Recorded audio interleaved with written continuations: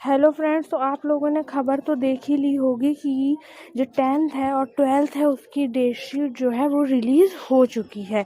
10th की और 12th की जो टाइम टेबल है और जो टाइमिंग है और जो उसकी प्रोसेस है वो सारी चीज़ें रिलीज़ हो चुकी है। तो आज हम 10th और 12th की प्रोसेस के बारे में पूरा जानेंगे कि हमको वहाँ पर क्या चीज़ें लेकर के जानी है और क्या चीज़ें हम वहाँ पर लेकर के नहीं जा सकते। तो सबसे बड़ी बात ये है कि आपकी जो टाइमिंग है वो आपको ये दिख रही होगी कॉर्नर पे लिखी हुई है 10 से लेकर के 1 बजे तक आपको वहाँ पर पेपर देना है। मतलब ये टाइमिंग है 3 घंटे की जिसमें आपको वहाँ पर पेपर लिखना है। ये मैं एमपी बोर्ड वालों की बात कर रही हूँ।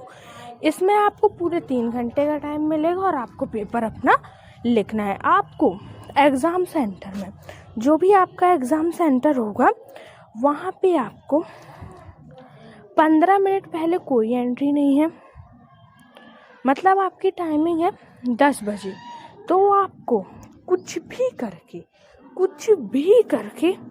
9:35 मतलब 9:35 तक आपको वहाँ पहुँच ही जाना है। अगर ज़्यादा हो गया तो आप 9:40 तक वहाँ पर पहुँच जाइए।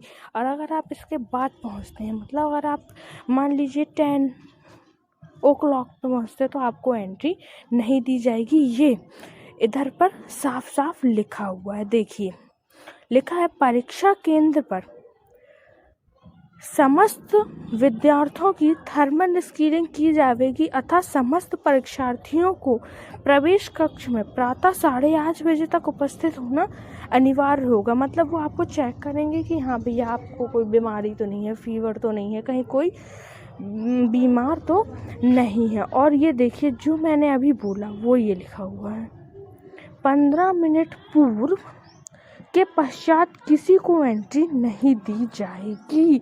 ये आपकी सबसे बड़ी जानकारी में से एक है। सबसे बड़ा निर्देश आपका यही जारी हुआ है। दूसरे नंबर पे आता है कि परीक्षा केंद्र पर सभी को जो मास्क होते हैं उसको लगा करके रखना है। अभी हम पहले इसके नोटिफिकेशंस के बारे में बात करेंगे। इसके बाद हम देखेंगे कि 10th का एग्ज़ाम कब है, 12th का कब है, उसके प्रैक्टिकल के बारे में भी हम जानेंगे।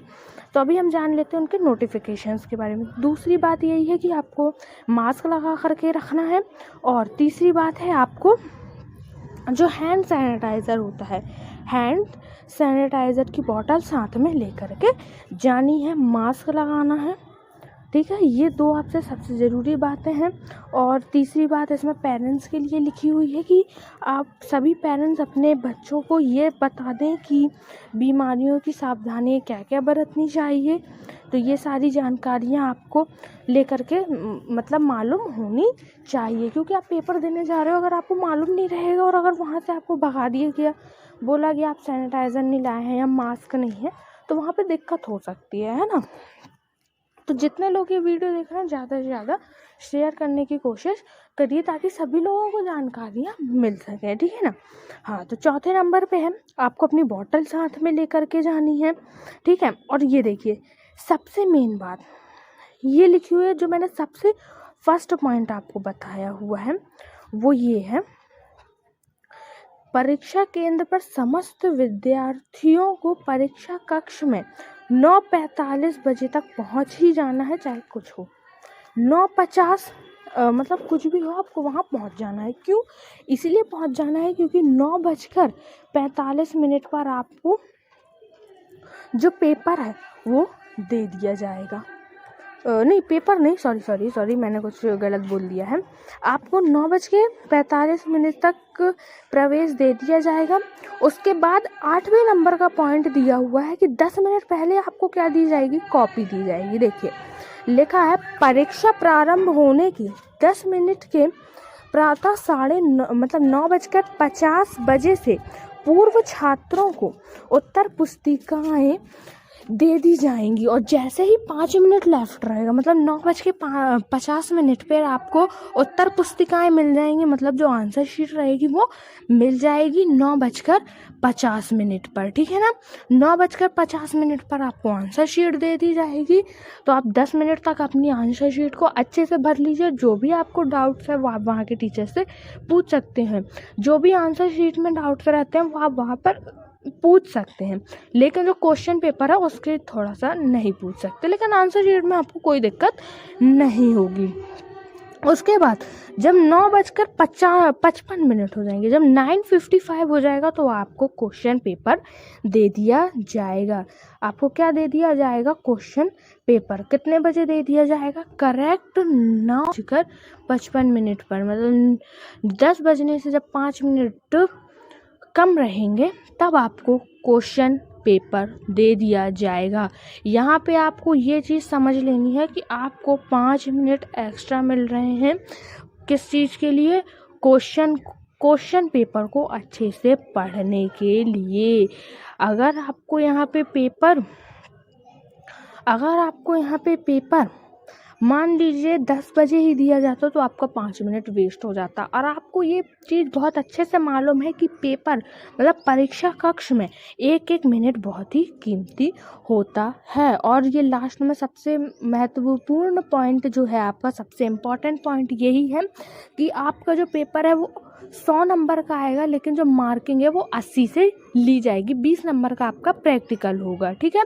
10th और 12th ये दोनों के लिए बेसिक सी बातें हैं, 2-3 सालों से ही चल रहा है ना।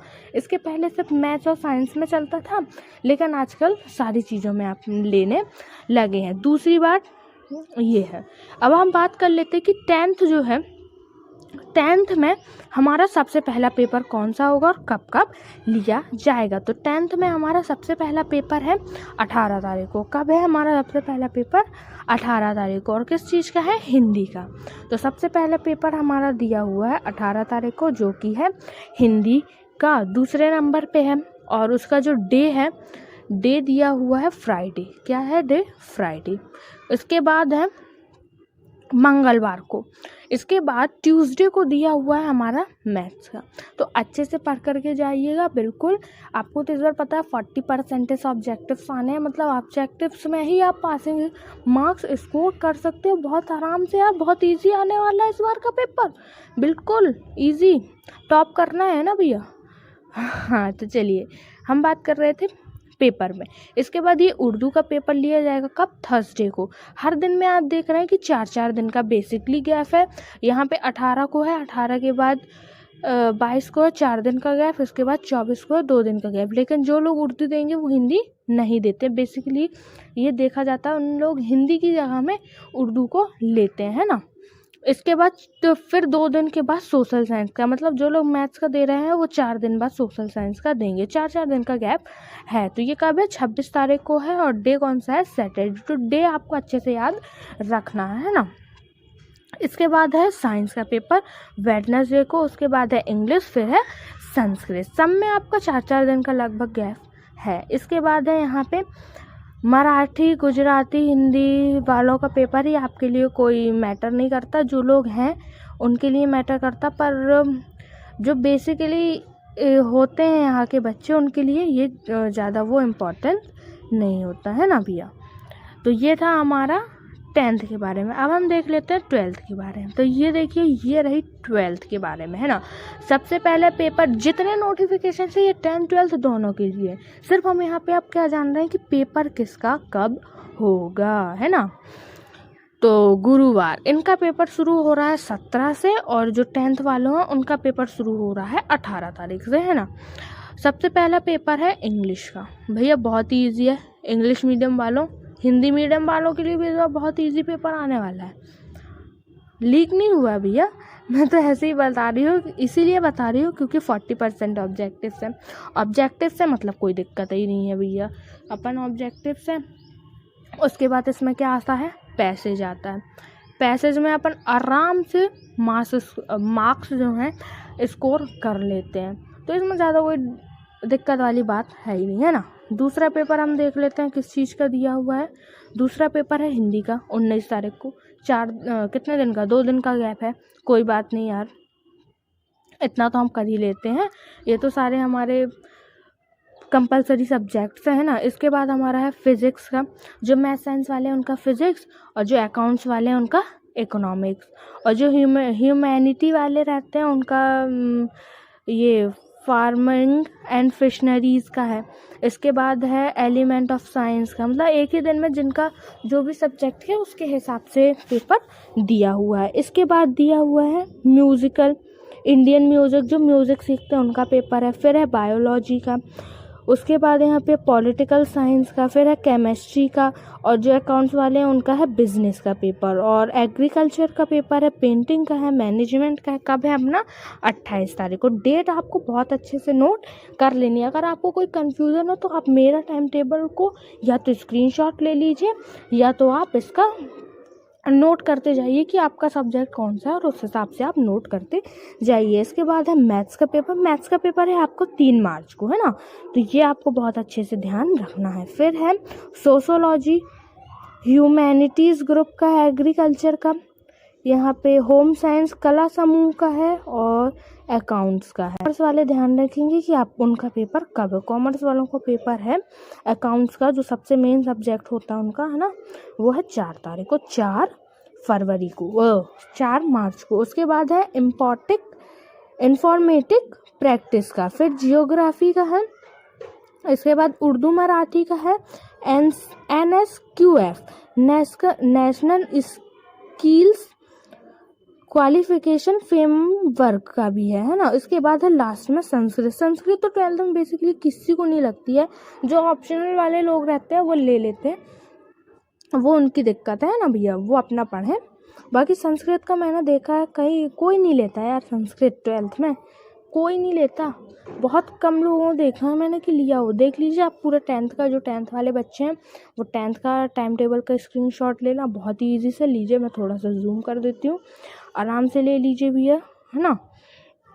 12th वाले 12th वालों का ले लें। इसका ज़्यादा जूम नहीं कर पाएंगे क्योंकि अगर जूम करेंगे तो आपका सारा सब्जेक्ट का वो चला जाएगा। आराम से स्क्रीनशॉट ले लीजिए भैया, ले लिया। आई होप कि आपको वीडियो बहुत अच्छी लगी होगी। सारी जानकारियाँ आपको बहुत ही इजी वे में मैंने दे दी हैं, और आप ध्यान रखिएगा कि आपको क्या क्या लेके जाना, बस टाइम से पहले पहुंच जाना। तो सबको अभी से ही ऑल द बेस्ट कह देते हैं। अभी तो टाइम है यार, अपनी वीडियोस आनी बाकी हैं अकाउंट्स की, अभी आई कहाँ हैं। तो आप चैनल पे ऐसे ही बने रहिए। स्टे ट्यून्ड रहने के लिए चैनल को अभी सब्सक्राइब करो। जो लाल कलर का बटन दिख रहा है ना भैया, दिख रहा है कि नहीं दिख रहा है, लाल कलर के बटन को आपको प्रेस करके ब्लैक कलर का कर देना। उसी के बाजू में आपको ऐसे घंटी बनी दिख रही होगी, ऐसे उस टाइप से कुछ बनती है, मुझसे ज़्यादा अच्छी बन नहीं रही है, तो उसको भी प्रेस कर देना। और उसको किस में करना है, ऑल में प्रेस। तो सबसे पहला काम आपको क्या करना है, चैनल को सब्सक्राइब मारना है ना। चैनल को सब्सक्राइब मारने के बाद जो चैनल पे पहले से हैं उन लोग कमेंट करेंगे, जो नए बंदे आए हैं वो भी कमेंट करेंगे। वो क्यों कमेंट करेंगे कि उनको डाउट क्या है, पुराने वाले तो भैया अपने डाउट से पूछ ही रहे हैं, नए भी पूछिए। इसके बाद आपको क्या करना है, अपने फ्रेंड्स तक ये वीडियो शेयर करनी है। शेयर करने के बाद आपको इस वीडियो को क्या करना है, लास्ट में लाइक। बस ये 4 चीज़ करने के बाद आप वीडियो का आराम से छोड़ करके जा सकते हैं। और जिन लोगों ने पूरी वीडियो देखी है उनको बहुत बहुत कॉन्ग्रेचुलेशन कि उनको सारी जानकारियाँ मिल गई हैं। चलिए मिलते हैं नेक्स्ट वीडियो में, मतलब जो अकाउंट्स की वीडियो आएंगे उस पर हम मिलेंगे। ठीक है, बाय बाय।